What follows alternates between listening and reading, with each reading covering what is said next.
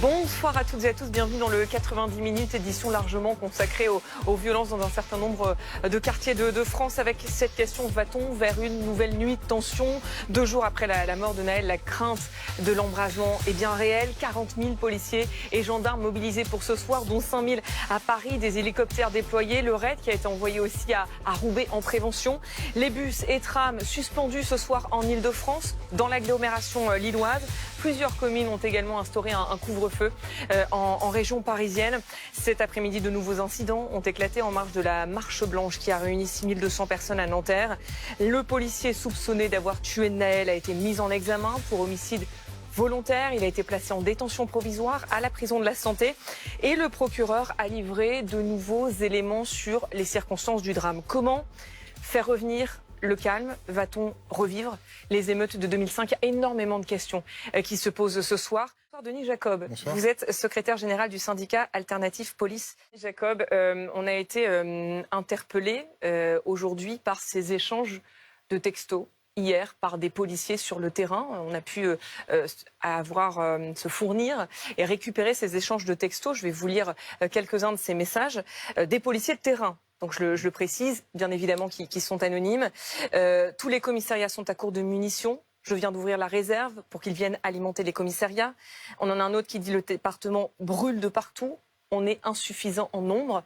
On a clairement eu le sentiment, vous allez me dire si c'est confirmé ou pas de votre côté, mais qu'hier les forces de l'ordre ont été dépassées. Ce soir, énormes moyens considérables qui sont déployés. On passe de 9 000 à 40 000 policiers et gendarmes qui sont mobilisés. Est-ce que c'est ça la réponse attendue et qui permettra peut-être ce soir d'éviter de nouvelles tensions? Sur la problématique des munitions, elle existe, mais elle n'était pas généralisée. J'ai eu peu de remontées, mais il y a eu des remontées de problématiques de munitions, mais le stock est là, il n'y a pas de problème pour en avoir. C'est que sur le terrain... Qu'on soit clair, quand on parle de munitions, on parle de LBD, on parle de grenades. Grenades lacrymogènes. De munitions non létales. Voilà, non létales. Bon, je sais qu'il y a des panneaux qui ont circulé dans la manifestation aujourd'hui. Je dément catégoriquement que la police tue. Il y a des actes individuels qui seront sanctionnés, la justice fera son travail, mais la police ne tue pas. Il y a des actes individuels, mais la police ne tue pas, je tiens à le dire. D'ailleurs, je précise juste que la maman de Naël, que nous écouterons tout à l'heure, a dit ce soir « Je n'en veux pas à la police, j'en veux à une personne, celui qui a enlevé la vie à mon fils ». C'est tout à son honneur, dans les circonstances dans lesquelles elle se trouve, que de l'avoir précisé. C'est important de le dire. Sur les effectifs, monsieur le disait très justement, ça a démarré tout de suite.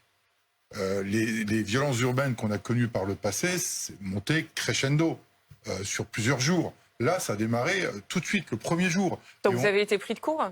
On n'a jamais pensé un seul instant que nous serions confrontés instantanément partout sur le territoire à ce type de violence.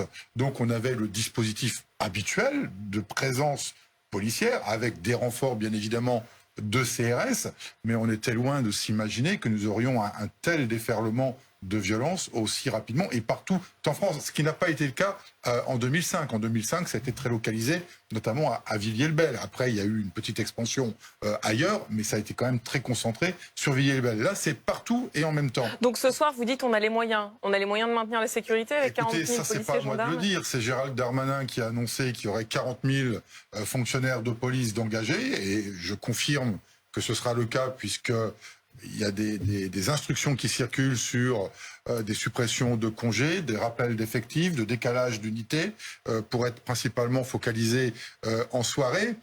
Est-ce que ça va régler le problème? Très personnellement, je ne le pense pas. Parce que derrière, il faut aussi avoir les moyens de tenir dans le temps. Est-ce que vous allez pouvoir maintenir ce dispositif sur plusieurs nuits? Le discours de Gérald Darmanin, on l'attendait. Et bien évidemment, moi je ne peux que le souligner, parce qu'on a véritablement eu le sentiment d'être un peu abandonné dans les premières 24 heures. Donc là, il y a un engagement fort du ministre de l'Intérieur et je ne peux que le saluer. Après, il ne faut pas croire qu'on va arriver dans les quartiers sensibles ou en centre-ville, parce que je rappelle la différence avec Villiers-le-Bel, c'était dans les quartiers sensibles. Là, on s'est attaqué dans les centres-villes, les mairies, les commissariats. C'est pas la même. On s'est pris à tout ce qui représentait l'institution, la République, l'État. C'était un peu différent en 2005. Je pense qu'on n'est pas tout à fait dans le même ciblage des violences. Donc, si on croit un seul instant que les 40 000 policiers vont rentrer comme ça pour aller interpeller tout le monde, on se trompe, hein, ça va pas se passer Alors, comme ça. Alors, justement, c'est quoi les consignes qui ont été passées pour ce soir? Parce que hier, c'était d'éviter le face-à-face. Est-ce que ce soir, la doctrine change? Je relis ce que Darmanin disait aujourd'hui. Il dit ce soir, des interpellations seront faites dès que nous constaterons que des personnes veulent s'en prendre à des bâtiments publics, à des policiers ou à des gendarmes. Ça veut dire quoi? Ça veut dire qu'il y aura une confrontation ce soir Alors, je ne sais pas s'il y aura une confrontation, mais dès qu'on va constater en flagrance des délits, voire des crimes, on va bien. Mais je veux dire, la consigne n'est plus d'éviter le face-à-face ou elle tient encore? Elle tient encore. Tout dépend à qui on a affaire et à quoi ils s'en prennent. Il est clair que si on a, vous savez, le maintien de l'ordre, parce qu'on parle quand même de maintien de l'ordre dans cette situation, comme sur les manifestations, ça a toujours été de privilégier les dégâts mobiliers aux dégâts humains. Ça a toujours été la pratique française. On ne va pas aller interpeller 10 gamins qui viennent de mettre le feu à une poubelle. Si par contre on s'en prend à des bâtiments, à des véhicules, à des personnes, bien évidemment que on va aller interpeller. Mais il faut comprendre qu'on n'est pas sur une manifestation. On est dans des quartiers, on est dans des rues, c'est de nuit. C'est très compliqué pour intervenir. On n'intervient pas sur ce type de violence urbaine comme on peut intervenir sur des violences à l'occasion d'une manifestation. Donc ça va être quand même très compliqué d'intervenir en temps réel et d'interpeller et puis d'identifier ceux qui ont commis, parce que une fois de plus, on a pu constater que la grande majorité dissimulait leur visage, qu'il était très difficile de les identifier. Donc, entre le moment où ils vont commettre un délit et le moment où on va l'interpeller, est-ce que ça va être la bonne personne? Enfin, ça va pas être très simple sur le terrain. Hein. Pratico-pratique, ça va être compliqué. Denis Jacob, il y a un élément très intéressant qui a été dit il y a un instant par notre reporter sur place. Hier, la police nous avait expliqué que le gros de son travail, ça avait été de sécuriser l'intervention des pompiers parce que beaucoup de pompiers avaient été caillassés. Là, ce soir, les pompiers sont applaudis, les jeunes font place nette pour laisser la possibilité aux pompiers d'intervenir. Est-ce que, selon vous, quelque chose a peut-être changé? Je pense surtout que les personnes qui sont présentes en ce moment, ce n'est pas les mêmes qui étaient cet après-midi en train de brûler et en train de caillasser les forces de sécurité. Et permettez-moi de lire, par exemple, que vous montriez de la diffusion de SMS tout à l'heure de policiers. Moi, je vais vous en lire un qu'on m'a transmis. Et je rejoins ce que monsieur disait en off tout à l'heure sur le fait que des personnes étaient venues qui n'étaient même pas de Nanterre et qui venaient pour en découdre et non pas pour une marche digne et respectueuse à la mémoire du jeune qui est décédé. Toute la cité à Nanterre, les gars, toute la cité à Nanterre, les gars, celui qui n'est pas là, il y aura des conséquences très tragiques. Juste après la marche, s'il faut tout casser avec les jeunes de là-bas, on va le faire, tous à Nanterre. Voilà, donc ça résume bien ce qu'on a vécu. C'est un message de jeunes ou c'est un message de qui? C'est un message qui a été pris sur, je vais pas donner le pseudo, hein, qui a été trouvé sur les réseaux sociaux. Mais il est fiable, ce message? Oui, il est fiable. Vous l'avez vérifié? Un petit peu quand même, permettez-moi de... Quand même si je peux me permettre, mais c'est ce qui circule sur les réseaux, Snapchat notamment, mais aussi un peu sur Facebook, Instagram également. J'ai le pseudo, j'ai tout, bon voilà. Denis Jacob, Laurent Valdiguier disait il y a un instant 40 000 policiers et gendarmes sur tout le territoire avec des tensions qui éclatent à droite, à gauche, dans des quartiers qui étaient calmes, dans des villes qui étaient encore calmes, mais on ne sait pas où ça va éclater. Ça paraît une mission impossible. Vous faites ce constat, vous aussi? Ben oui, c'est ce que je vous ai expliqué tout à l'heure. On a été confronté à ça hier avec moins d'effectifs.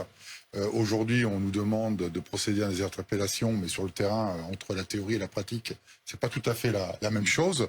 Mais permettez-moi, je suis désolé, je reviens, mais je voudrais quand même terminer par rapport à ce que M. Mechmach a dit, parce que je suis pas en opposition avec lui, et il le sait. On partage exactement la même analyse. On a un problème profond dans nos cités par rapport au démantèlement des services publics que l'on connaît depuis des années. Vous parliez de Nicolas Sarkozy. Moi, je vais remonter encore avant. J'étais îlotier à Villeneuve-la-Garenne dans les années 90. Et ça, fin des années 90, on a commencé à démanteler les commissariats de quartier et la présence policière au contact direct avec la population. C'est là que tout commence, en fait.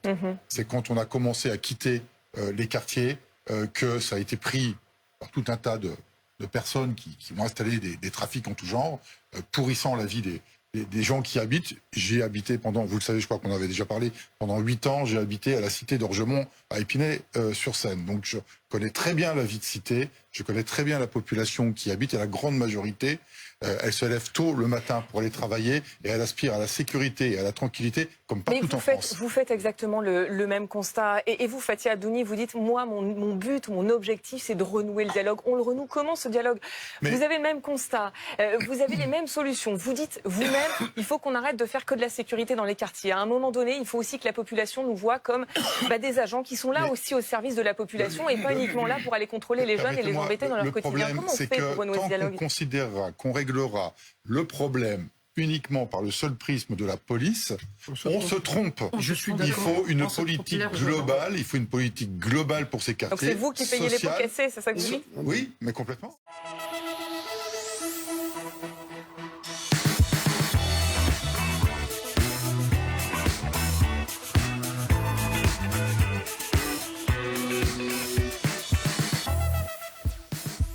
22h, bonsoir à toutes et à tous. Soyez les bienvenus sur BFM TV. Troisième soirée de tension après la mort de Nahel. La police craint ce soir une généralisation des violences urbaines avec déjà des débordements et ces images en direct ce soir du côté de Marseille. La police qui se déploie à Marseille. Denis Jacob, 40 000 personnels de force de l'ordre ce soir sur le terrain.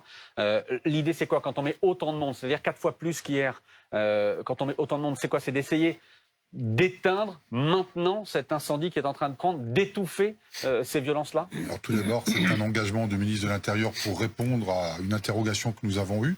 C'est vrai que les premières 24 heures, on a eu un peu le sentiment d'être seul. Vous vous êtes senti démuni? Oui, parce qu'on n'avait pas mis le dispositif nécessaire face à une violence à laquelle on ne s'attendait pas aussi forte et aussi rapide. Et le ministre a répondu très rapidement aux interrogations qu'on avait, et je souhaite un très bon courage à mes collègues et surtout qu'ils fassent preuve de la plus grande prudence, parce qu'en plus, un grand nombre d'entre eux, on leur a supprimé leur congé, on leur a décalé leur prise de service pour qu'ils soient tous mobilisés au maximum en soirée. Le but, oui, c'est alors il y a la position politique de fermeté, de dire voilà, on va pas laisser faire et il faut qu'on agisse rapidement pour essayer d'endiguer ce flot de violence. Est-ce que sur le terrain, entre la théorie et la pratique, c'est quand même pas tout à fait la même chose.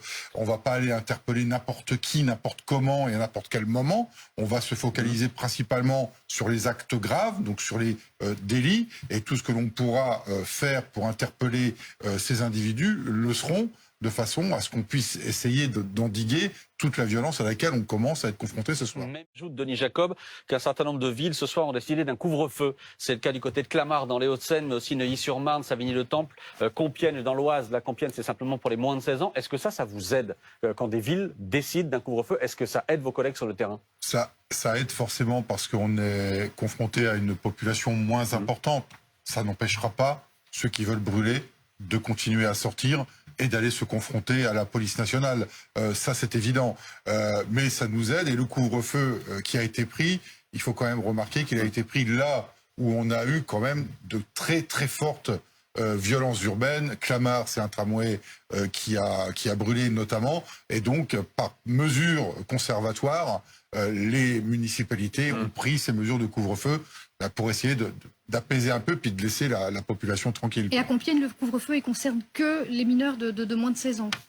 Oui, tout simplement parce qu'on peut constater quand même que la grande majorité des individus auxquels on est confronté sur le terrain sont malheureusement des préados, entre 12 et 16 ans. Alors il y a des adultes aussi qui encadrent tout ça, parce que c'est un peu quand même organisé. Mais oui, il y a une grande majorité de préados qui sont présents, et c'est pour ça qu'il y a ce couvre-feu.